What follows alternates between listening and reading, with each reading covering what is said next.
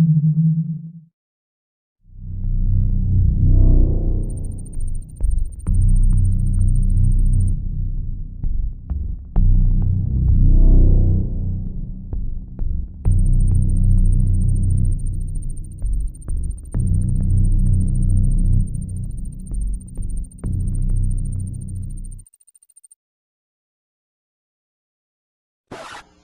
name is George Hunt.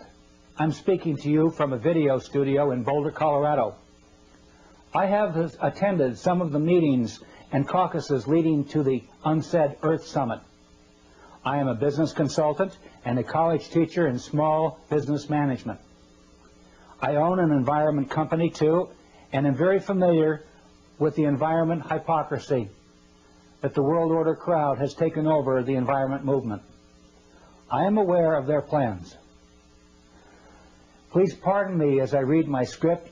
I'm not a professional actor, and my memory will not serve me with the things that I want to say. The world environment movement will soon be in the hands of the world order if you and others do not respond with action after you view this videotape. The World Economic Forum convenes in Davos, Switzerland. Over 1,000 CEOs, prime ministers, finance ministers, and leading academics gather in February to attend meetings and set economic agendas for the year ahead. With this as a setting, Maurice Strong then says, "What if a small group of these world leaders were to conclude that the principal risk to the earth comes from the actions of the rich countries?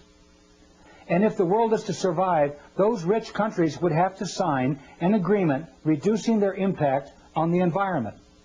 Will they do it?" He's really talking about the UNSAID meeting. And Strong, driving as I take notes, looks at me.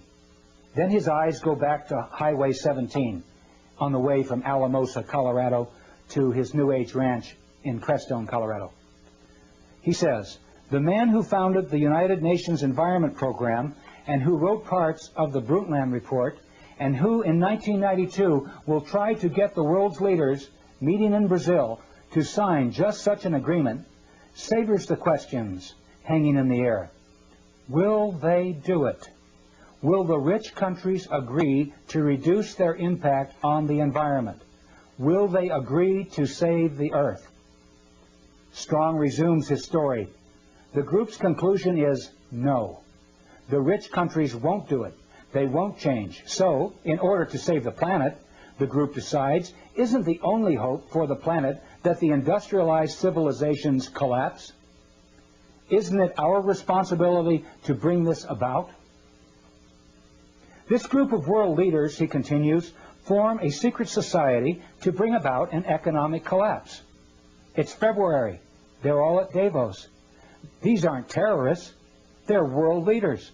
They have positioned themselves in the world's commodity and stock markets. They've engineered, using their access to stock exchanges and computers and gold supplies, a panic. Then they prevent the world stock market from closing. They jam the gears. They hire mercenaries who hold the rest of the world leaders at Davos as hostages. The markets can't close. The rich countries, and Strong makes a slight motion with his fingers as if he were flicking a cigarette butt out the window. I sit there spellbound. This is not any storyteller talking. This is Maurice Strong.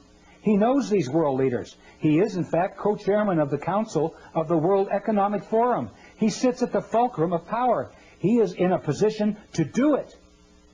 "I probably shouldn't be saying things like this," he says. Highway 17 cuts straight across the desert, heading out of the land of dreams.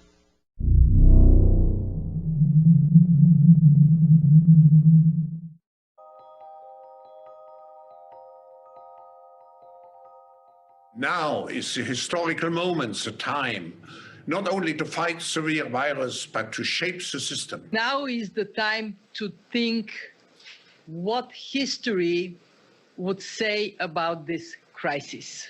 And now is the time for all of us to define our own role. What is it that would make it so that history would look at this crisis as the great opportunity for reset? The Great Reset is a welcome recognition that this human tragedy must be a wake-up call. It is imperative that we reimagine, rebuild, redesign, reinvigorate, and rebalance our world.